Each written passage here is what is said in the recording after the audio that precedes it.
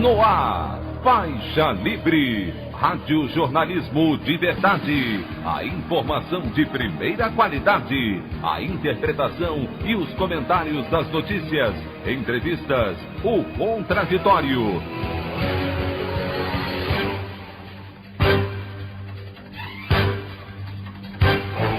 Tudo para aproximar você cada vez mais da realidade do Brasil e do mundo.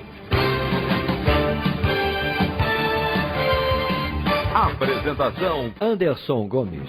Congresso aprova ajuda a estados e municípios e confirma novo ataque ao funcionalismo público, congelando salários de servidores por 18 meses.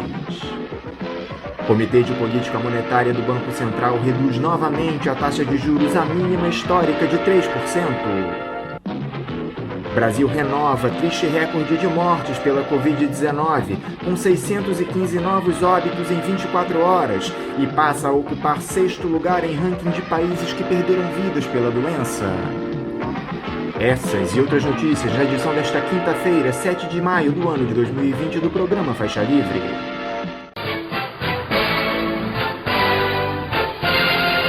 O comentário de Anderson Gomes.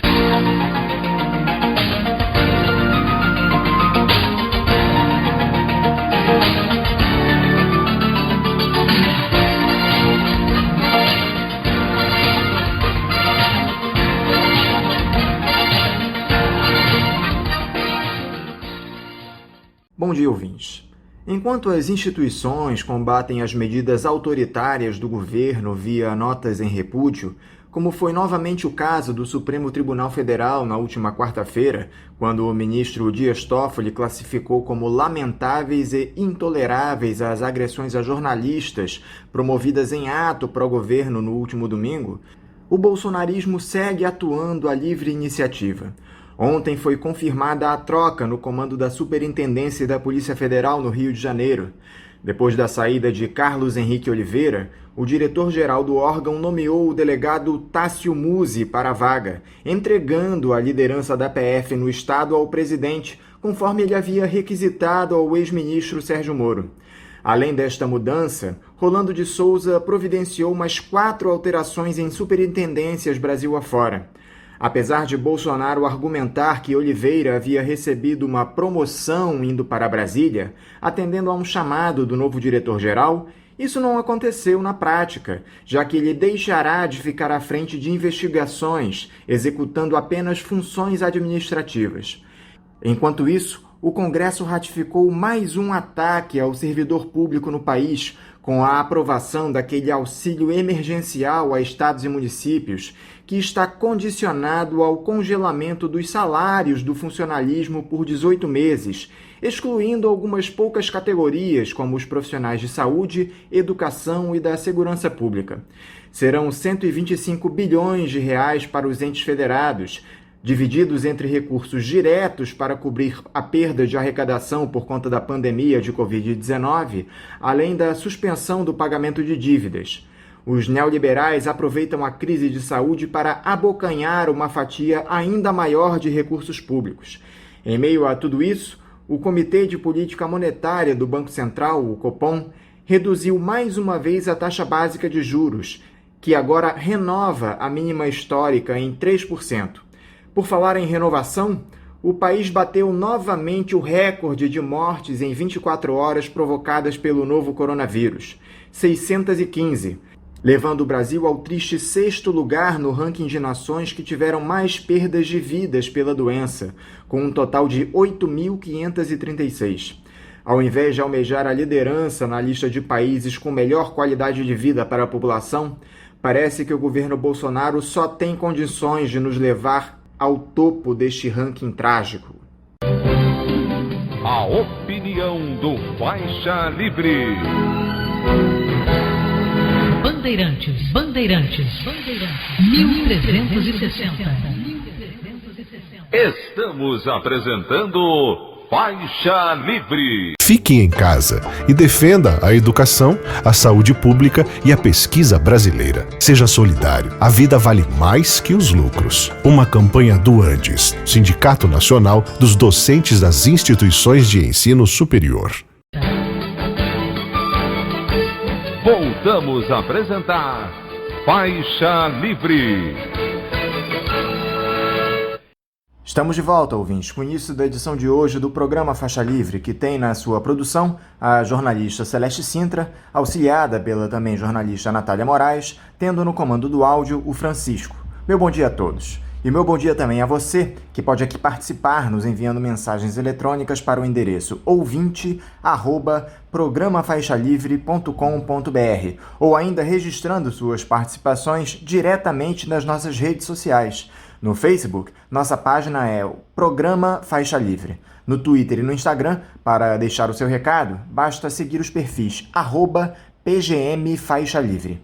Lembrando que as participações por telefone estão inviabilizadas, pois durante o período da pandemia do novo coronavírus, nosso programa está sendo gravado no dia anterior à sua veiculação.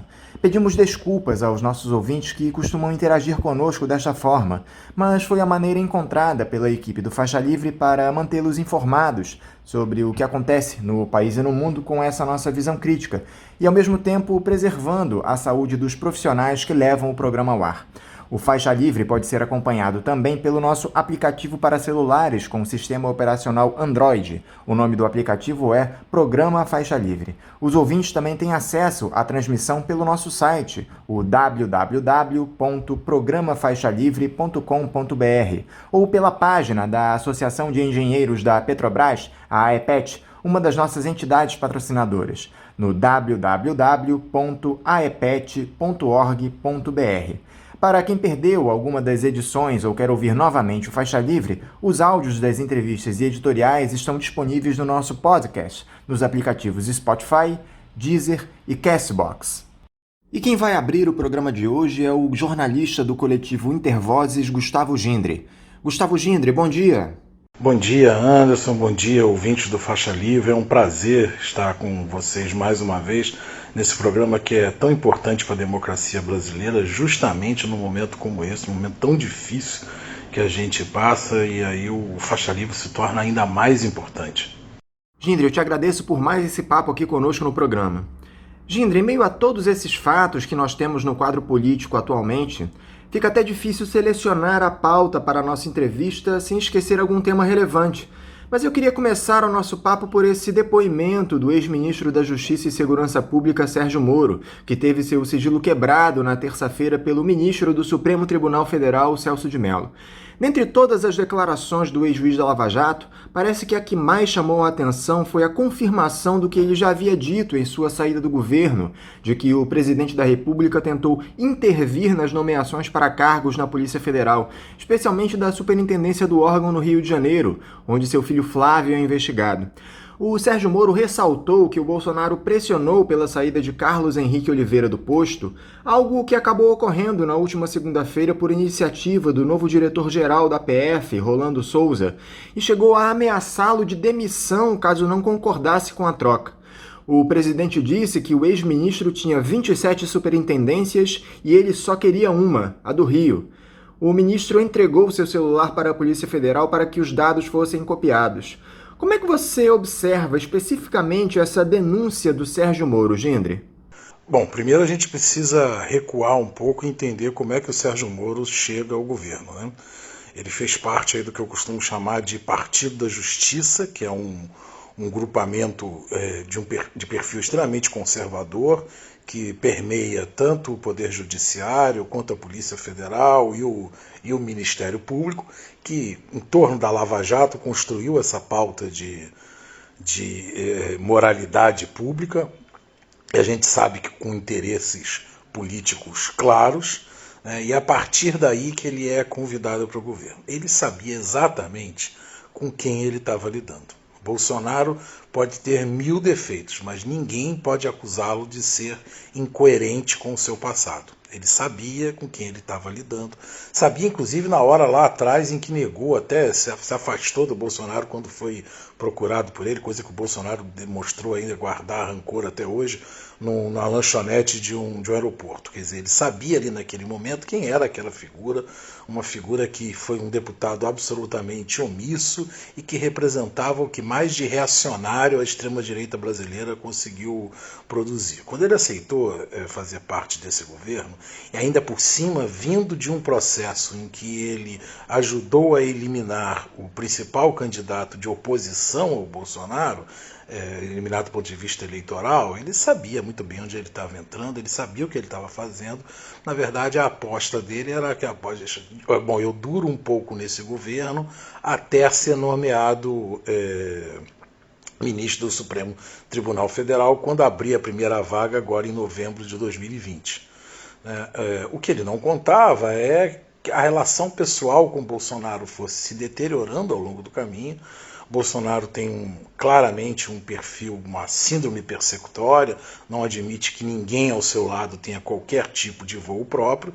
Isso começou a afetar as relações dos dois e acabou dando na demissão. E aí o Moro utiliza como pretexto para sair fora do governo, quando ele percebe que o barco está naufragando, porque no meio de uma pandemia, o Bolsonaro se tornando um pária internacional na forma como ele está se comportando a essa pandemia, a possibilidade de explosão, possibilidade muito real de explosão do número de casos e tudo.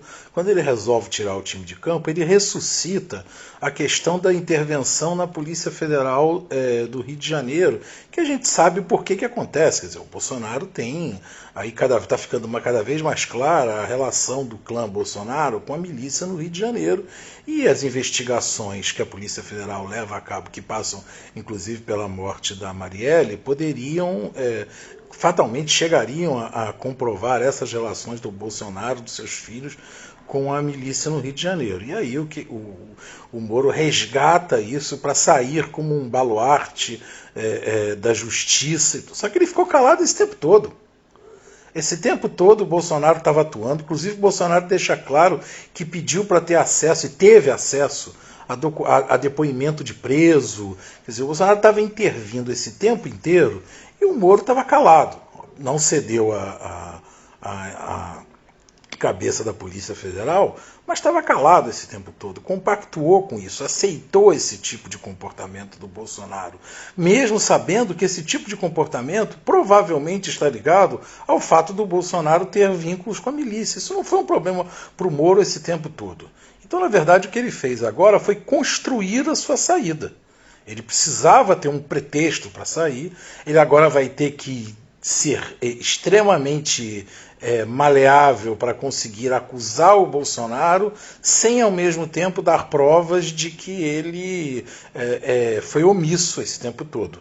O que, na minha opinião, vai acabar levando a denúncia dele a ser uma denúncia muito frouxa, muito vazia, porque qualquer coisa que seja mais vigorosa na denúncia do Moro acaba atingindo a ele próprio, porque aí alguém vai perguntar, bom, se tu sabia disso o tempo inteiro, por que você não fez nada? Por que você não denunciou? Por que você continuou com o ministro? Por que só está saindo agora quando o barco está afundando? Então, na verdade, o que a gente viu foi a construção de uma justificativa para o Moro poder deixar o barco. Justificativa essa que está vinculada a algo que todos sabíamos há muito tempo, que o Moro sabia e que parece que, por enquanto, não tinha sido um problema para ele. Outra coisa que o ex-juiz afirmou em seu depoimento é que as ameaças feitas por Bolsonaro estariam gravadas no vídeo de uma reunião ministerial em Brasília, onde estariam presentes os generais que têm postos no governo, o Braga Neto, o Luiz Eduardo Ramos e o Augusto Heleno. A Polícia Federal já convocou os três para prestarem depoimento. Agora, esses militares estão em uma enrascada. Ou confirmam as denúncias do Sérgio Moro e se complicam com o Bolsonaro, ou negam as declarações e correm o risco de serem desmentidos pelo conteúdo do vídeo da tal reunião. O que é que você acha que eles vão fazer, Gindre? Então, concordo plenamente contigo do ponto de vista de que eles estão aí numa sinuca de bico. O que eles vão fazer eu não sei. Agora, eu acho que a grande questão é a gente entender por que eles se permitiram chegar nesse local. E aí eu discordo muito de dois tipos de narrativas que eu vejo serem construídas sobre a atuação dos militares no governo Bolsonaro. De um lado, um setor que tenta dizer que os militares seriam a parte lúcida do governo, a parte republicana, aquela que então, se o Bolsonaro cair, o Mourão assume e dá um sentido mais racional, mais mais lúcido a esse governo. Eu, sinceramente, discordo totalmente dessa análise. Acho que as Forças Armadas no Brasil têm, ao longo desde o século XIX, um papel extremamente deletério na vida brasileira. Quando saem dos quartéis, em geral, é para reprimir a população, é para reprimir os mais pobres.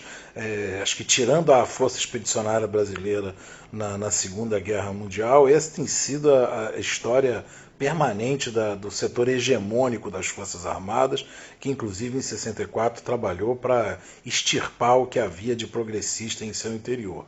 Então não acho que dali venha nada de racional, de progressista. Pelo contrário, o que a gente tem visto são declarações, o clube militar é um horror, uma excrescência de posicionamentos a favor do que tem de mais extremado na direita brasileira. Por outro lado, eu também não concordo com essa visão que vê os militares com um grande plano de conspiração, uma análise golpista, ou de que eles estariam a serviço de outros interesses e tudo. Eu acho os militares brasileiros me parecem ser, nesse momento que nós estamos vivendo da vida brasileira, serem absolutamente desprovidos de qualquer projeto, inclusive um projeto de direita. Para mim, aquilo ali é algo muito mais comezinho do que a gente gostaria de acreditar. Foi um grupamento corporativo que percebeu a possibilidade de estar num governo, de, neste governo, conseguir se livrar da reforma da Previdência, obter cargos comissionados e o poder que deriva desses cargos comissionados, né? Veja aí o Mourão, o filho do Mourão, que se tornou um fenômeno do Banco do Brasil depois que o pai virou vice-presidente. O sujeito é promovido a cada 2 meses, 3 meses, ele ganha uma promoção nova. Então, na verdade, isso são as típicas vantagens que se tem ao estar no poder. Óbvio que, a partir disso, eles precisam construir uma narrativa que justifique essa estada no poder. Então você tem uma narrativa que agrada a extrema-direita, então criam-se fantasmas da esquerda, do comunismo e tudo, e narrativas que agradam o povo brasileiro mais difusamente conservador, que é essa ideia da moralidade pública, da retidão, de que os militares estão buscando, digamos, moralizar a política brasileira. Para mim é apenas um estamento corporativo, claro que um estamento corporativo diferente de todos os outros, porque é armado, né? Armado pela própria população. Mas é, na verdade, um estamento corporativo lutando pelo um patrimonialismo mais rasteiro possível, né? Só que, para chegar neste ponto, eles precisam compactuar com um presidente da República que já demonstrou que tem uma instabilidade absurda, que vive do caos, produz caos, se alimenta desse caos, porque é esse caos que mantém a base dele aliada, ele precisa desse caos, e os militares aí se veem o tempo inteiro em contradição, pegos em contradição, como nessa situação agora, onde vão ficar absolutamente numa sinuca de bico, aí, como é que eles saem disso? Por conta do tipo de governo que eles escolheram participar. Mas esse é o ônus do negócio, porque é justamente um negócio, esse é o ônus do negócio que eles toparam fazer. O Sérgio Moro também confirmou que não assinou a demissão do ex-diretor da Polícia Federal, Maurício Valeixo, no Diário Oficial, como havia sido publicado à época e depois retificado pelo governo. Como é que um presidente da República, Gindre, se presta a um ato desse tipo? Publicar no Diário Oficial a assinatura de um ministro que não aconteceu? Pois é, bem-vindo ao mundo de Bolsonaro, né? Porque nós estamos lidando com uma figura pública que demonstra, além de questões políticas que a gente pode e deve discutir aqui, a sua vinculação a setores da extrema-direita brasileira, enfim, a personalidade do Bolsonaro, ela própria, também passou a ser um elemento fundamental da política brasileira, o que é péssimo, né? Quanto mais a personalidade de um indivíduo exclusivo é determinante na orientação de um país, menos democrático ele é. E no caso brasileiro, E essa personalidade é uma personalidade absolutamente instável, que sofre de síndrome persecutória, que não tem nenhum projeto na cabeça a não ser se manter no poder, que não entende rigorosamente nada da gestão pública. Aliás, ele próprio reconheceu isso ao longo da campanha. Conseguiu ficar décadas em Brasília e não entender nada de como aquilo funciona, e aí comete esse tipo de situação que, se a gente for levar ao rigor da lei, é crime, né? Crime de falsidade ideológica, porque não houve assinatura e o Diário Oficial publica como se houvesse. Então, portanto, cometeu crime, né? Mas esse é o mundo que nós temos a partir da chegada dessa extrema-direita, não só no Brasil, como em outros países, Estados Unidos, enfim, Hungria e tudo, da chegada desse novo setor da direita mundial, da qual o Bolsonaro faz parte, sendo que aqui, no caso, ainda tem um ingrediente que, por exemplo, você não vai encontrar em outros países, pelo menos não tão acentuado dessa forma, que é a extrema mediocridade do Bolsonaro, né? Uma pessoa que não entende nada. Assim, a única preocupação dele é manter a ele e seus filhos na política, no poder, nesse momento. Essa é a única coisa. Tudo no mais para ele é irrelevante. E aí comete esse tipo de situação. Depois de todos esses fatos narrados pelo Moro à Polícia Federal, Gindre, com a entrega de provas nas mensagens de celular e nesse suposto vídeo da reunião ministerial, como é que você vê a situação do Bolsonaro na presidência? Um processo de impeachment é inevitável? Bom, não há dúvida de que, nesse processo, o Bolsonaro atuou para reprimir a ação da Polícia Federal por conta das investigações no Rio de Janeiro, que muito provavelmente alcançarão a ele e aos seus filhos. Então, é óbvio que houve crime. Mesmo uma denúncia morna saindo do Moro, com medo de se incriminar, mesmo isso vai gerar, obviamente, a percepção de que houve um crime por parte do Bolsonaro, porque ele tentou deliberadamente influenciar nas investigações contra ele próprio e seus filhos. Aliás, ele, naquele pronunciamento estranhíssimo, que é provavelmente o pronunciamento mais estapafúrdio que a gente já viu uma autoridade fazer no Brasil, e olha que de pronunciamentos estapafúrdios o Brasil conhece vários, mas naquele pronunciamento no dia da saída do Moro, o Bolsonaro não fez nenhuma questão de esconder o fato de que tinha o mesmo objetivo de intervir nas investigações contra ele próprio e seus filhos. Então, isso está claro que houve crime nesse processo. A questão é que o impeachment é uma decisão política. No fundo, isso vai depender de uma articulação política que resolva tirar o Bolsonaro, porque crime já está caracterizado, aliás, não é nem o primeiro. Então, já há motivos para o impeachment. Mas isso é o que determina? Não é o que determina. O que vai determinar mesmo é a articulação política em torno desse impeachment. Então, se essa denúncia do Moro fosse bombástica, fosse algo como o Bolsonaro falando explicitamente, é aquele negócio se tivesse o cadáver, você mostra o assassinato, mas aparece lá o cadáver, aí o impeachment ficaria muito mais forte. Mas o que, na verdade, o Moro está apresentando são, digamos, denúncias circunstanciais, sem esse impacto todo, inclusive o impacto na percepção da sociedade. Então eu acho que colabora para um processo de impeachment, mas não será um elemento, não me parece ser nesse momento, a não ser que novas denúncias surjam, nesse momento não me parece ser um elemento determinante no processo político, e não jurídico, mas no processo político de impeachment do Bolsonaro. O Rodrigo Maia parece muito reticente em aceitar um dos inúmeros pedidos de impedimento que estão sobre sua mesa, porque motivos para o processamento do Bolsonaro não faltam. Por que você acha que o presidente da Câmara não leva à frente o impeachment, Gindre? Que tipo de sinalização ele estaria esperando?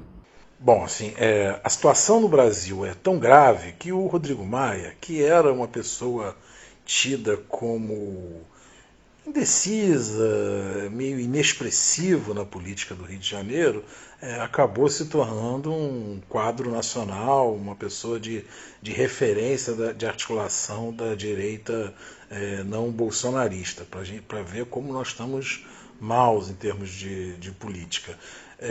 Na verdade, o Rodrigo Maia está fazendo cálculos políticos, né? A questão tem pouco a ver, ou quase nada a ver, com a culpa ou não, com o cometimento ou não de crimes por parte do Bolsonaro, mas tem a ver com a questão do cálculo político, né? Cálculo político esse que se dá para fora do Congresso, para fora da vida parlamentar, da política institucional, porque tem os apoiadores, quer dizer, tem as relações da política com a grande burguesia brasileira, né? E aí, nesse caso, por exemplo, a presença do Paulo Guedes no governo é um elemento importante, quer dizer, porque sinaliza que há apoio ao governo Bolsonaro no mundo empresarial ainda, e o Rodrigo Maia não vai querer trombar de frente com esse tipo de apoio, a não ser que a situação se tornasse realmente insustentável. E tem também as articulações internas da vida político-partidária, quer dizer, da relação do Rodrigo Maia com o Centrão, o quanto o Rodrigo Maia precisa do Centrão para garantir uma possível articulação da sua candidatura, de uma nova candidatura dele à presidência da Câmara dos Deputados.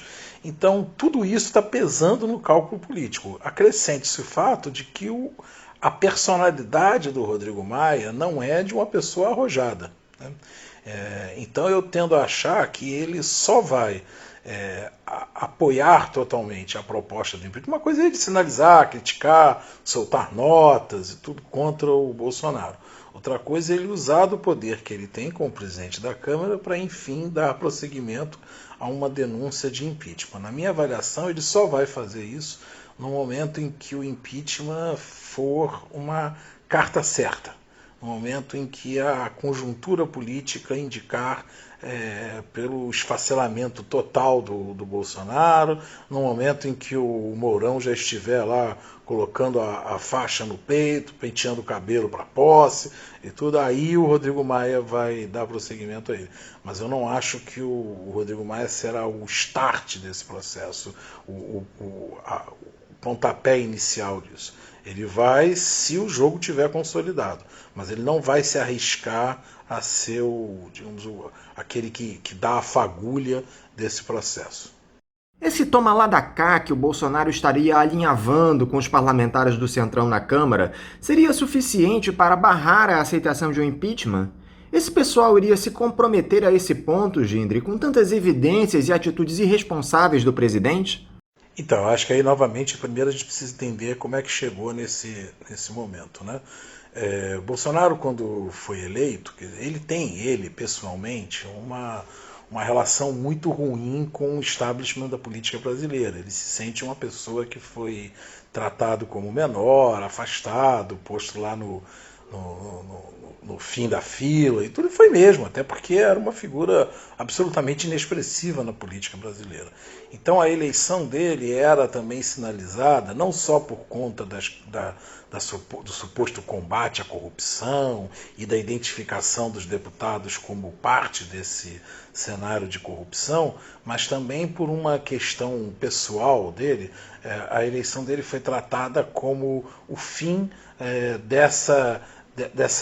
da atual elite política que habita Brasília, e a partir do governo Bolsonaro estaria se construindo uma nova hegemonia que se expressaria inclusive no Congresso, e que teria no PSL o seu elo de sustentação. É que a gente viu que o PSL era um bando de marinheiros de primeira viagem, absolutamente incompetentes no trato político.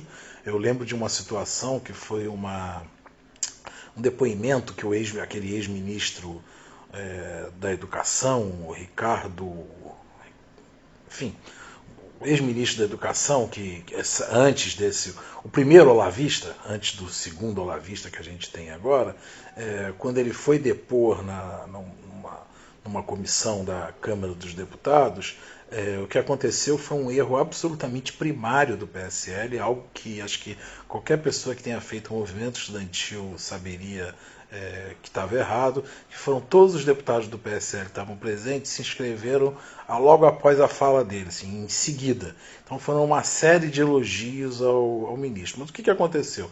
Os deputados de oposição esperaram, depois que os do PFL tinham se inscrito, eles se inscreveram. Conclusão, a metade final da fala dos deputados era só deputado de oposição dando burdoada no ministro, sem que houvesse nenhuma fala de defesa dele.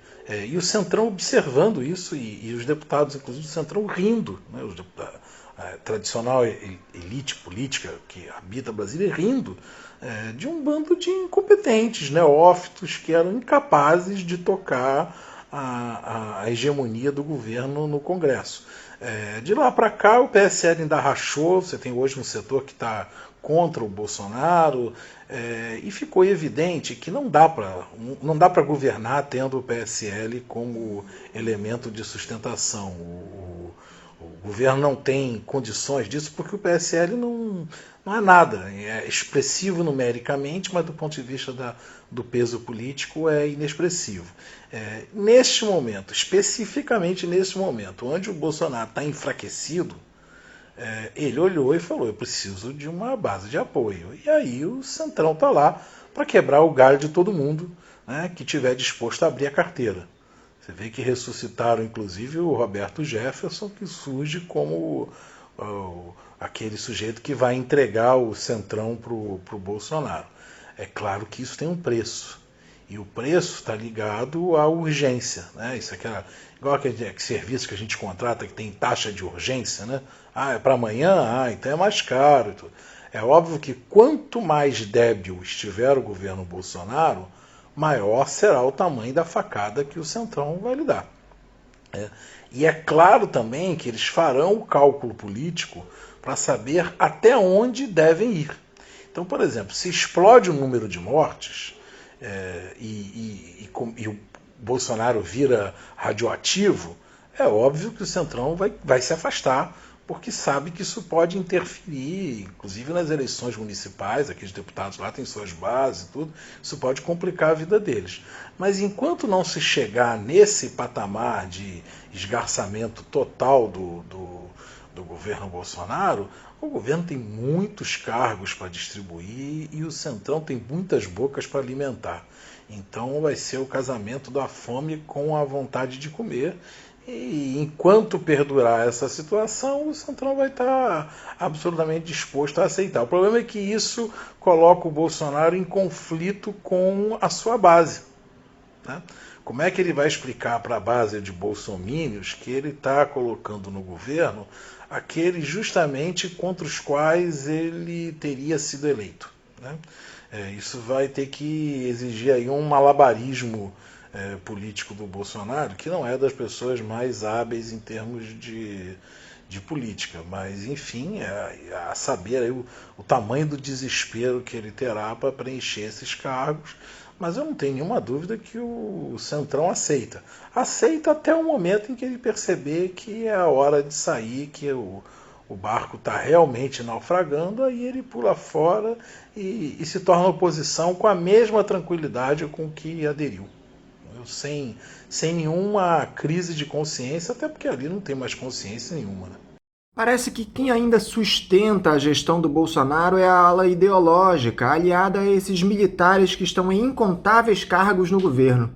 Aliás, por falar em militares, alguns analistas acreditam que um autogolpe esteja em curso no país patrocinado pelo presidente. Você corrobora esse discurso, Gindre? Então, primeiro em relação a esses setores, aos diferentes setores. O Bolsonaro ele próprio é uma figura absolutamente vazia, sem projeto nenhum, a não ser estar no poder.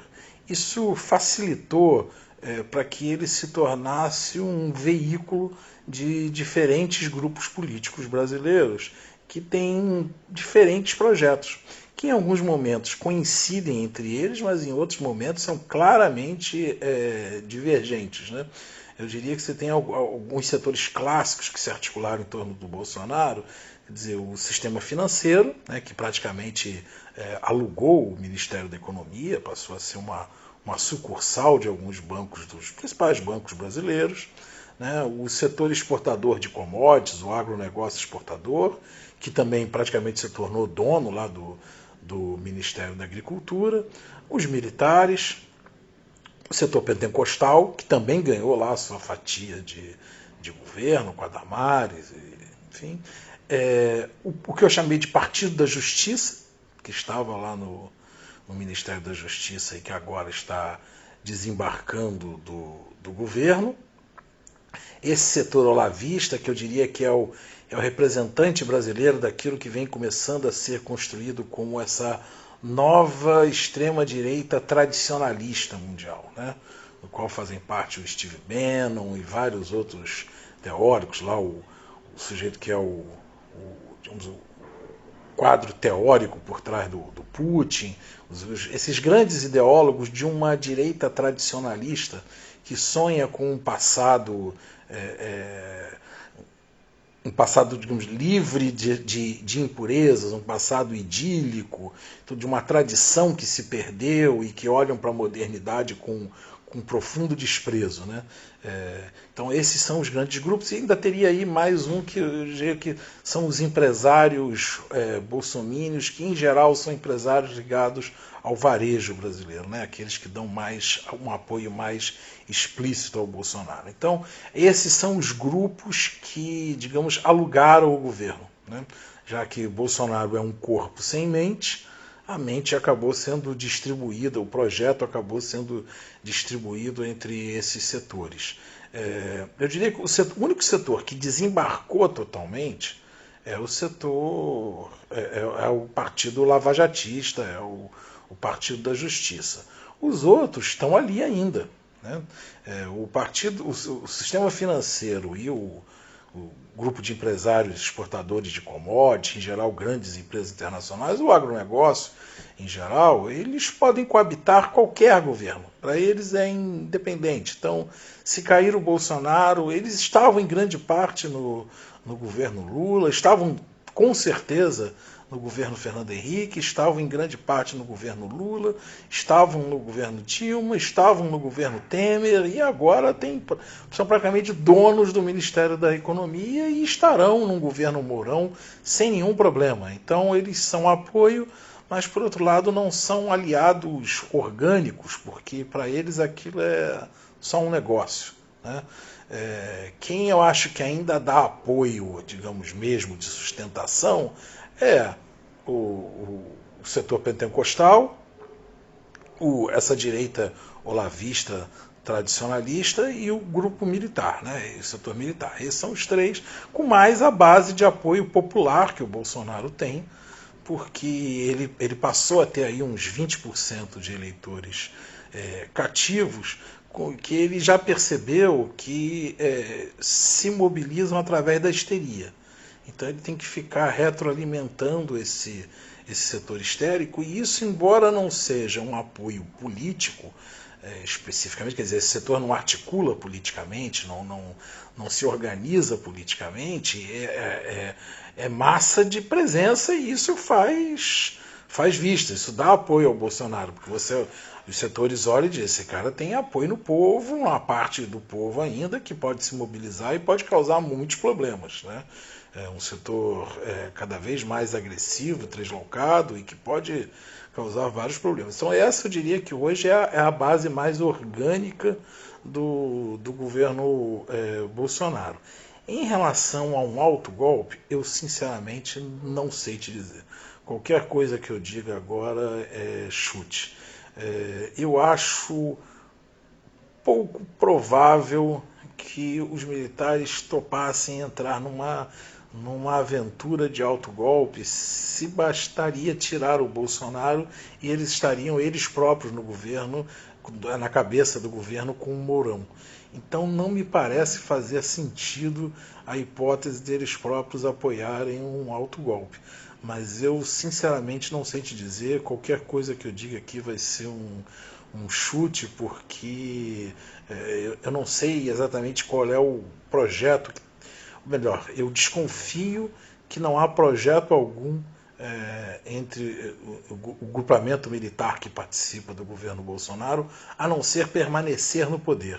Então, para que permaneça no poder, Bolsonaro não é exatamente uma necessidade imprescindível. Eles podem abrir mão de Bolsonaro e continuar no poder hoje com o Mourão. Então, eu não sei até onde eles estariam dispostos a receber um abraço de afogado do Bolsonaro. Qualquer resposta que eu desse aqui seria um chute, realmente. Sinceramente, não sei dizer.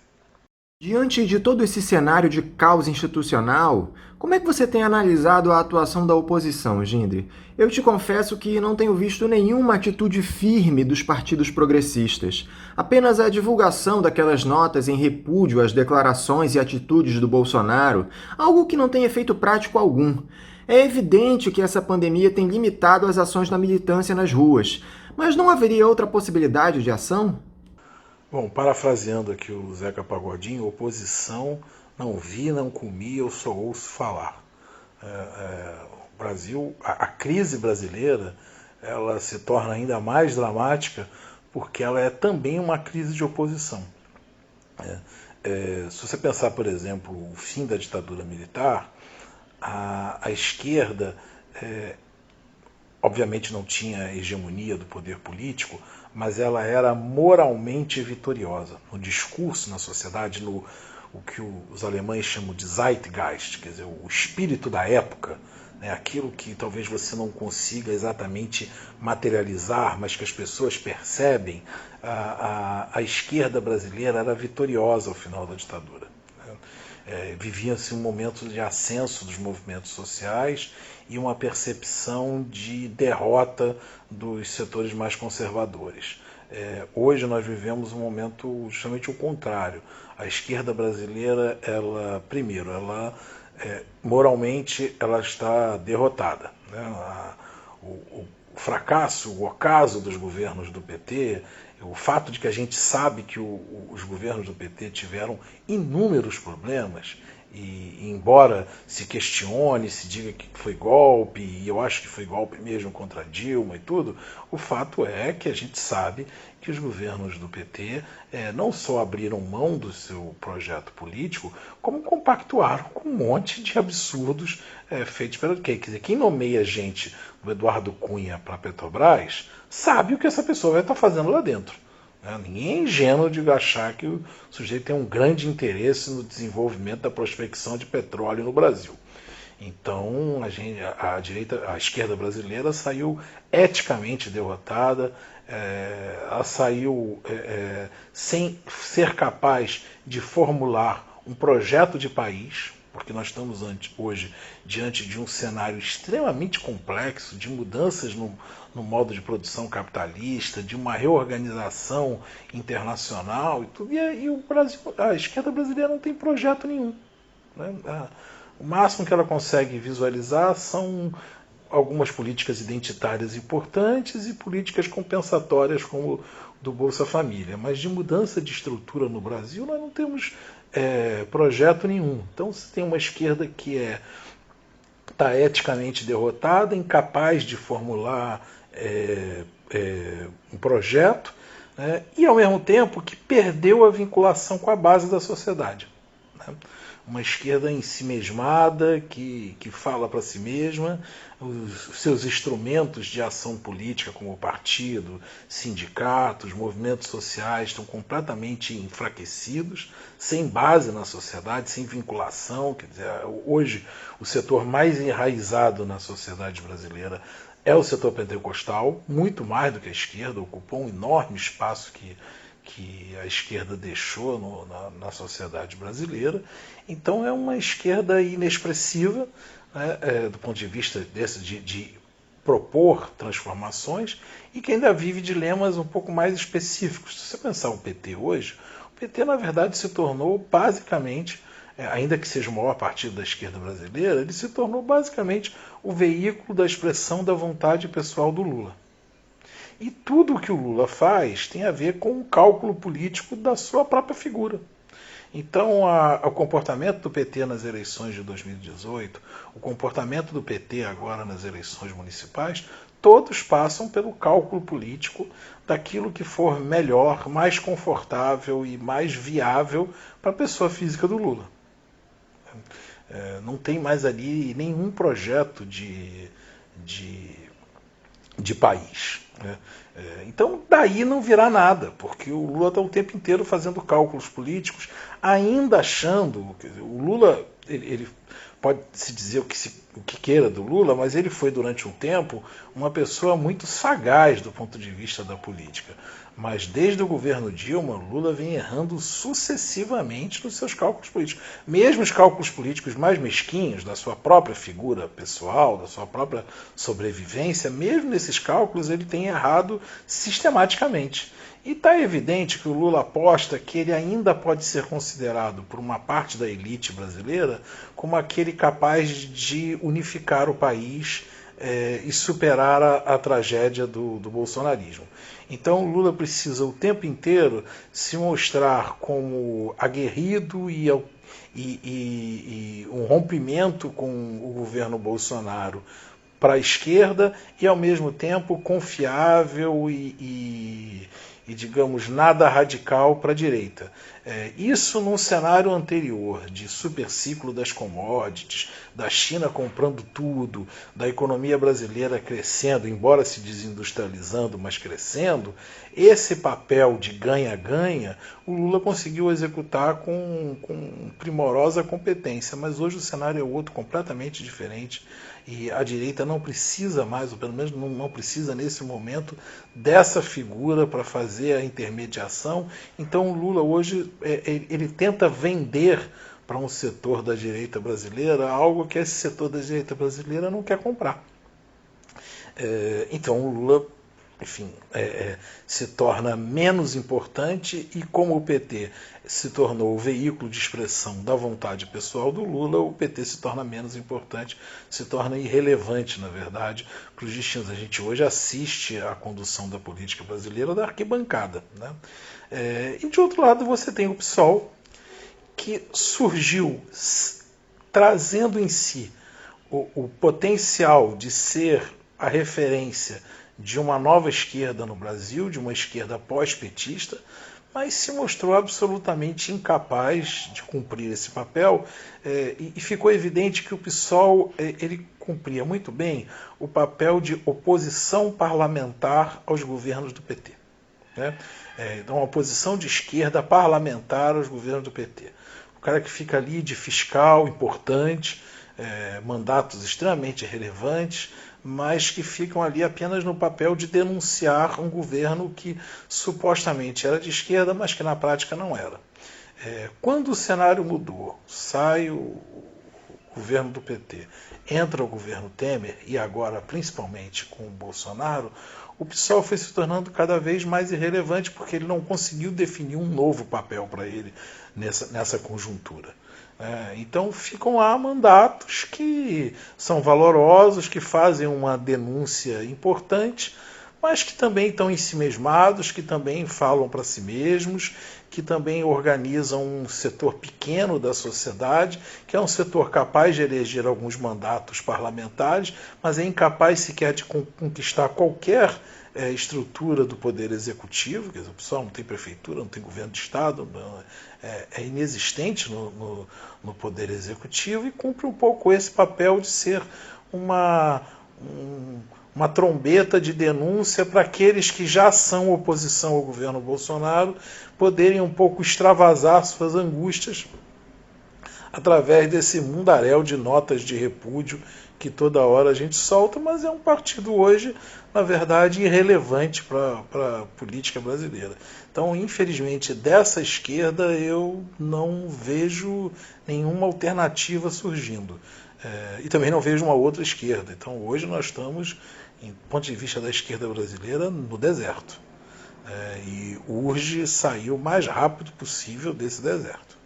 Para encerrar, Gindri, eu gostaria de falar a respeito daquela nova nomeação do maestro Dante Mantovani para a presidência da Funarte na última terça-feira, que na verdade durou apenas algumas horas, já que uma edição extra do Diário Oficial no início da noite revogou a nomeação. O Mantovani é aquele que relacionou o rock a drogas, sexo, aborto e satanismo. Ele havia sido exonerado pela secretária de Cultura Regina Duarte assim que ela assumiu o cargo, 2 meses atrás. Como é que você viu essa reviravolta no caso, Gindri? Bom, em primeiro lugar, preciso dizer que o Mantovani, que não apenas diz que o rock é diabólico, ele diz que Elvis Presley e os Beatles são invenção do Adorno, do filósofo alemão Adorno, amando da KGB, quer dizer, é uma salada total, assim, chega a ser divertido você pensar nessa hipótese, que Elvis Presley foi criado por um filósofo marxista alemão que era crítico, bastante crítico do stalinismo, mas na verdade estava amando do stalinismo para criar o Elvis Presley, para destruir a família americana, para o predomínio comunista, quer dizer, coisa de sujeito desequilibrado. Mas enfim, essa direita, que é aquela direita tradicionalista, olavista e tudo, ela só saiu do Ministério da Cultura porque de Secretaria da Cultura, na verdade, porque o então secretário revelou uma simpatia impressionante pelo Goebbels. Isso pegou muito mal e ele acabou saindo do posto, e o Bolsonaro resolveu nomear uma figura que tivesse um destaque na sua imagem pública. Era uma forma de limpar um pouco a barra depois do vexame de ter um secretário de Cultura fazendo cosplay do Goebbels. Mas, na verdade, o projeto do Bolsonaro sempre foi aquele mesmo, né? Ele sempre entendeu a cultura. Esse talvez seja um dos poucos pontos onde eu acho que o Bolsonaro tem realmente afinidade com esses setores que coabitam o seu governo, é porque ele vê mesmo a cultura desse ponto de vista, com esse flerte ao nazismo, como uma coisa de resgate das tradições brasileiras, né, contra homossexuais, contra mulheres, contra negros, contra tudo aquilo que não seja o predomínio de uma cultura branca, excludente, enfim, sexista e tudo. Então, essa concepção mesmo genuína do Bolsonaro. Eu acho que ali era um dos poucos lugares no governo onde o Bolsonaro olhava e dizia assim, isso realmente me representa. Porque o Bolsonaro não tem nenhuma afinidade ideológica com Paulo Guedes, com Moro, com nada disso. Isso para ele é absolutamente fora do universo dele. Mas ali na cultura ele efetivamente tinha uma identidade, mas foi obrigado a recuar por conta do vexame do cosplay de Goebbels. Mas ele vem o tempo inteiro solapando a Regina Duarte, e é impressionante como uma atriz consagrada se presta a um papel tão vexaminoso, né, de ocupar um cargo assim e ser destratada o tempo inteiro por subalterno, como o presidente lá da Fundação Palmares, como deputados da base do Bolsonaro.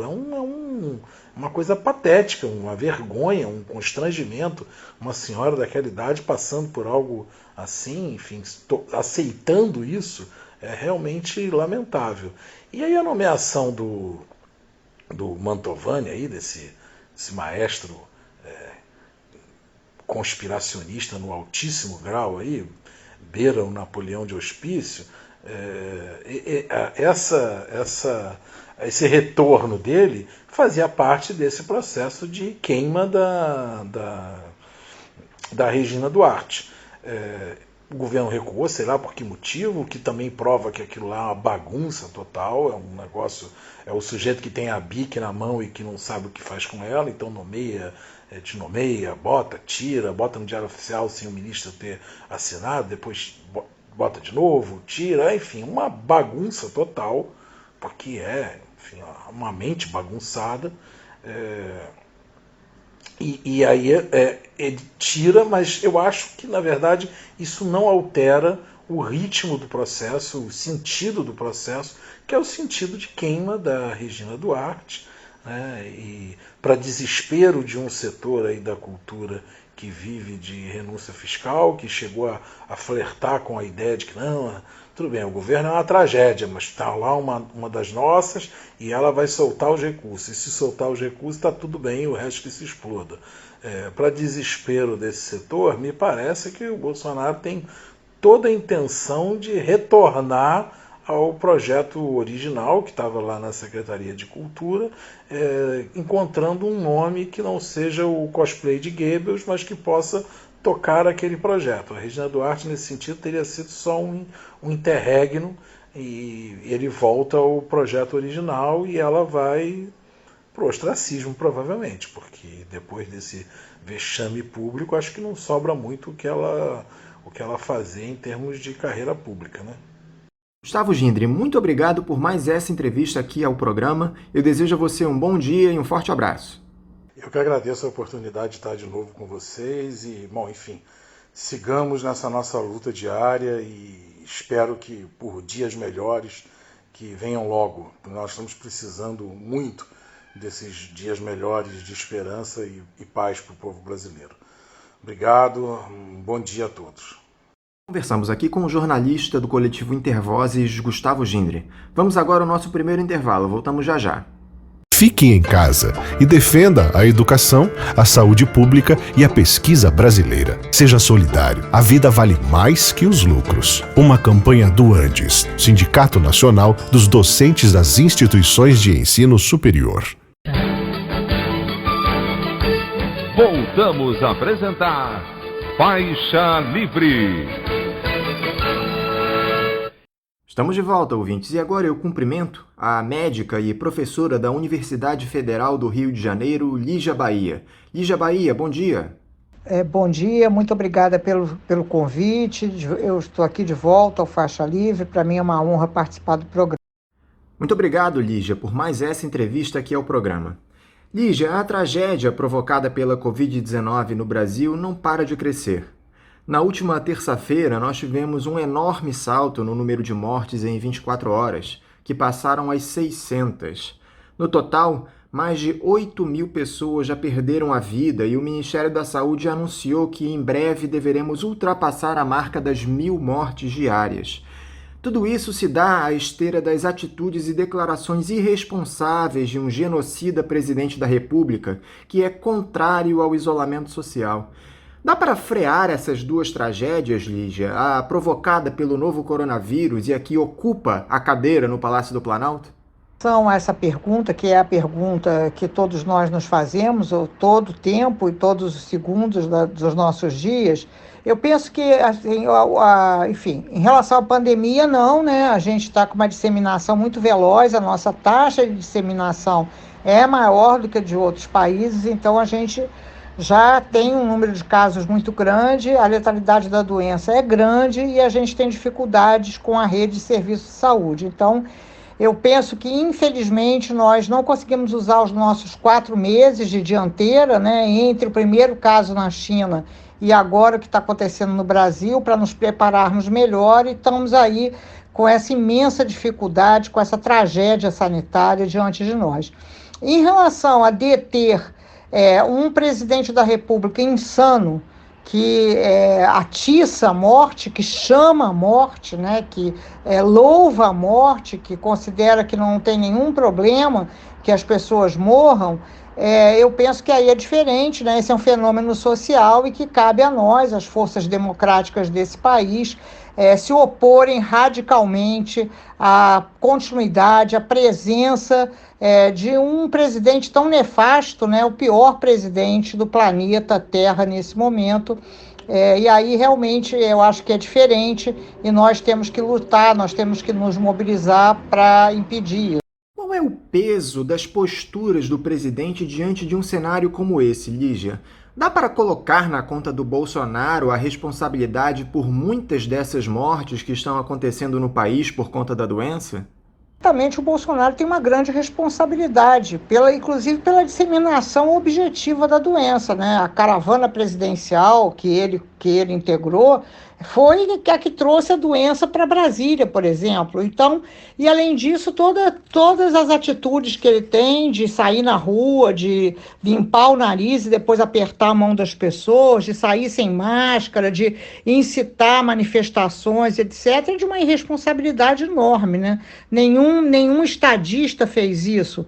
Ele é uma exceção, uma singularidade, enfim. Então, acho que claro que sim, né? E além do mais, ele não mostra o exame. Então seria muito importante que a gente soubesse por que ele está fazendo isso, ele que é uma pessoa que tem dois discursos, né?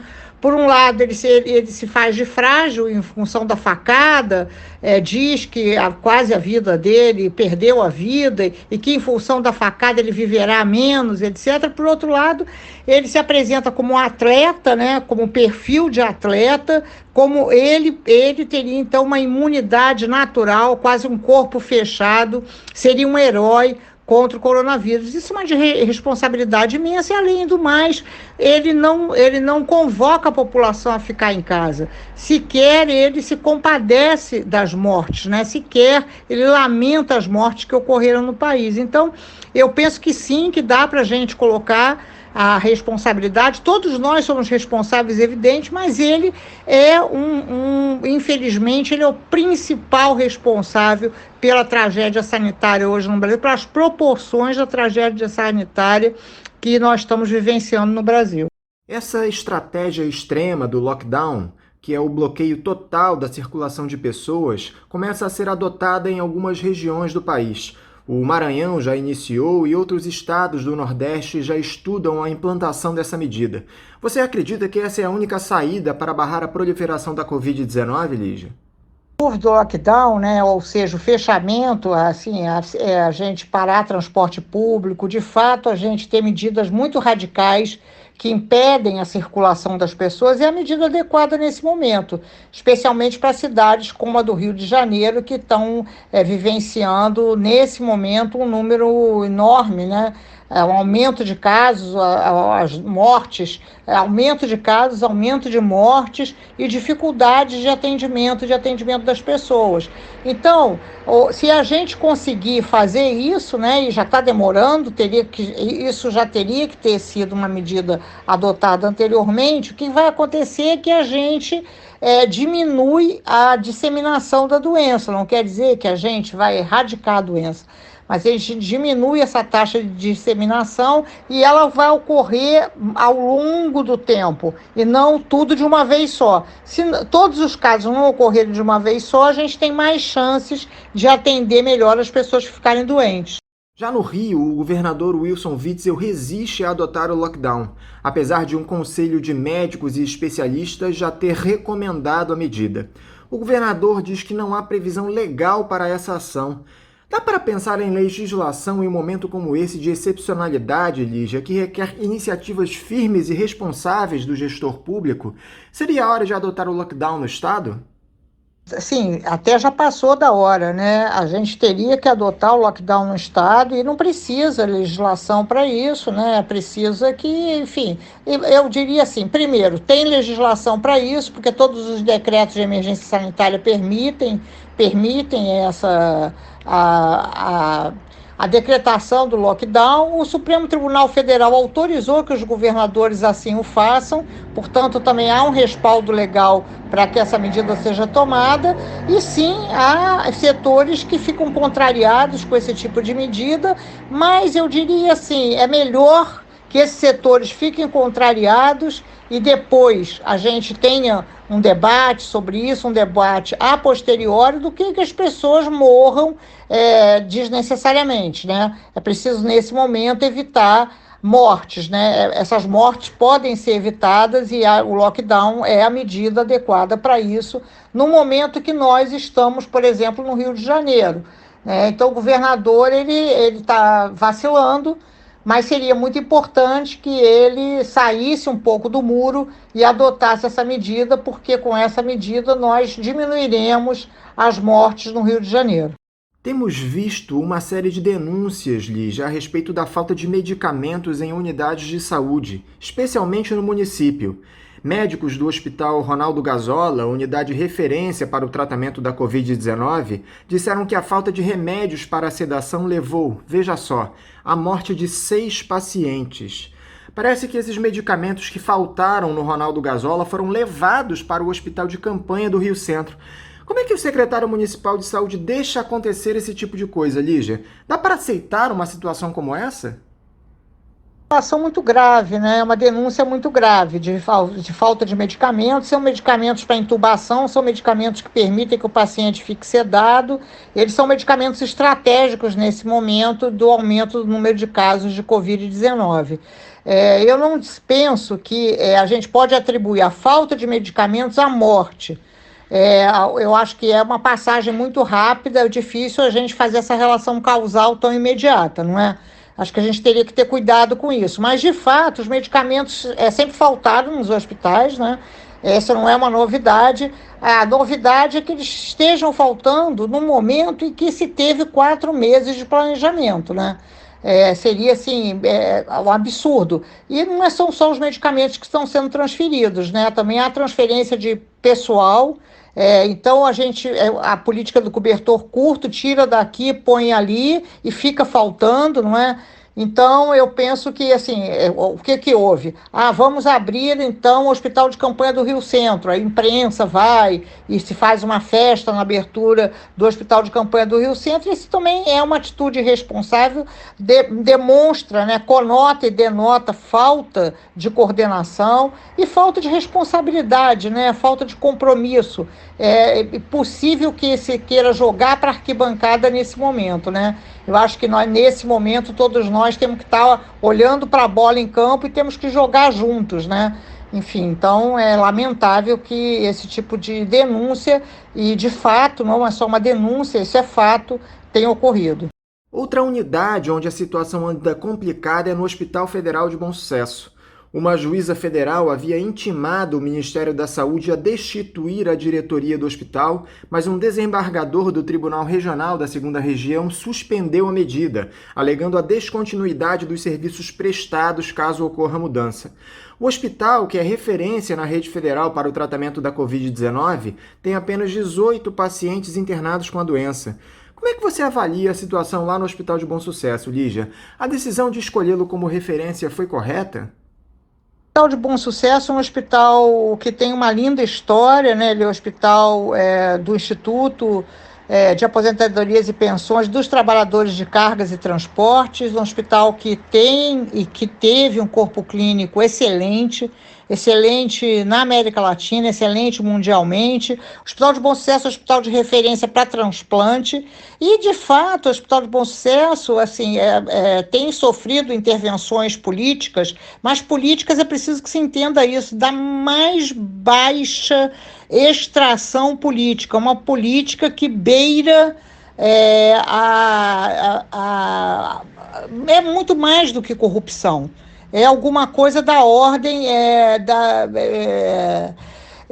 da contravenção, né? Então, o Hospital de Bom Sucesso, não só o Hospital de Bom Sucesso, mas outros hospitais federais também, desde algum tempo, infelizmente, né? Desde mais ou menos 2013, 2000, por aí, quando o PP, quando o Ministério da Saúde foi entregue ao PP, ao Partido Popular, os hospitais federais eles estão morrendo, né? Isso é uma pena. É claro que quando então se decidiu quais eram os hospitais de referência, esses hospitais foram incluídos, mas de fato o último concurso que houve para os hospitais federais foi em 2011. Desde então, assim, há só desmandos em relação a esses hospitais. Os profissionais se aposentaram, não houve reposição de pessoal e também as direções são nomeadas segundo critérios que são critérios daquela ordem que eu me referi anteriormente. Então eu penso que é muito difícil nesse momento recuperar esses hospitais federais. É claro que eles têm alma, e alguém que tem alma consegue, eu tenho certeza que eles vão voltar a existir na sua plenitude, mas não nesse governo, não nesse momento. Como anda, Lígia, a situação dos equipamentos de proteção individual para os profissionais de saúde? Parece que essa era uma das principais críticas de médicos e enfermeiros nesta pandemia. Melhorou a situação nos últimos dias ou ainda há insuficiência de EPIs na rede pública? Há insuficiência, infelizmente, não é à toa que nós temos as maiores taxas de letalidade e de morbidade entre profissionais de saúde no mundo, não é? Então, esse é um problema, ainda há insuficiência, os sindicatos têm denunciado, tanto os sindicatos enfermeiros quanto o sindicato dos médicos, há insuficiência porque é preciso ter muito equipamento de proteção individual, para que eles sejam trocados o tempo todo, não é? Então, há insuficiência, certamente ainda há insuficiência, mas eu penso que essa situação, ela é um pouco melhor do que a de outras carências, né? A própria carência de pessoal, ela é uma lacuna nesse momento mais importante. No início havia uma falta enorme de equipamentos de proteção individual, entretanto isso foi relativamente minimizado, mas ainda há problema. Agora, Lígia, se há um colapso iminente no SUS, na rede privada a situação não é muito diferente. Mais de 80% dos leitos de UTIs dos hospitais particulares já estão ocupados. O Estado tem condição de abrir mais leitos em meio a esse caos, Lígia? Que a gente tente saber se é verdade que 85% dos leitos estão ocupados, porque não deveriam estar, né? Porque se as cirurgias eletivas estão suspensas, se as internações eletivas estão suspensas, esses hospitais deveriam apresentar uma ociosidade maior. Pode ser que isso seja um anúncio, né, de grande ocupação, exatamente para impedir esse movimento que nós estamos fazendo, que é o movimento de fila única. Mas, de qualquer maneira, admitindo, então, que seja verdade que 85% estão ocupados, então nós queremos ocupar os 15%, não é? Então, pode ser que sim, pode ser, porque nesse momento a gente tem uma curva ascendente da epidemia aqui no Rio de Janeiro, mas é preciso olhar para essas informações com mais calma, não é? O que exatamente significa 80% de ocupação? O que está exatamente ocupado, não é? E como que a gente poderia compartilhar esses recursos, não é? Porque é claro que uma solução imediata para o problema assistencial é a gente usar esses recursos como estoque único, não é? Esses recursos como se fossem recursos comuns para todos, de maneira que as chances de ingresso num bom serviço de saúde aumentassem para todos, para quem precisar. E não as chances aumentam porque as pessoas podem pagar melhor ou podem ter um plano de saúde top. Nós vimos recentemente também, Lígia, a denúncia de que um sem número de leitos em unidades hospitalares do Rio de Janeiro estavam bloqueados pela falta de profissionais para operarem essas vagas no SUS. Faltam mesmo médicos no país ou os profissionais formados estão com medo de se apresentar para atuar frente ao risco provocado pelo novo coronavírus, Lígia? Médicos no país, não há dúvida, né? Especialmente em algumas regiões, mas não é o caso, por exemplo, do Rio de Janeiro. O Rio de Janeiro não tem falta de médicos, né? O que ocorre é que é uma concorrência, uma competição com o setor privado. O setor privado emprega também, o setor privado tem mais leitos de CTI no Rio de Janeiro do que o setor público, né? Preciso que se saiba disso. O setor público só tem 35% do total dos leitos de CTI no Rio de Janeiro, no estado do Rio de Janeiro. Então, existem profissionais de saúde, só que eles não estão no setor público, eles estão no setor privado. O setor público hoje contrata de maneira muito precária os profissionais, não há nenhuma atração para que os profissionais se dirijam ao setor público, a contratação é precária, o salário é parecido ou às vezes é pior do que o do setor privado e as condições de trabalho não são muito melhores. Então, se a gente fosse hoje um profissional de saúde jovem, escolheria o quê? Não é? Escolheria trabalhar onde? Porque, veja, se um profissional tiver febre, se o profissional for contaminado, ele vai ser expelido do sistema. Quer ele esteja no setor privado, quer ele esteja no setor público, não faz diferença.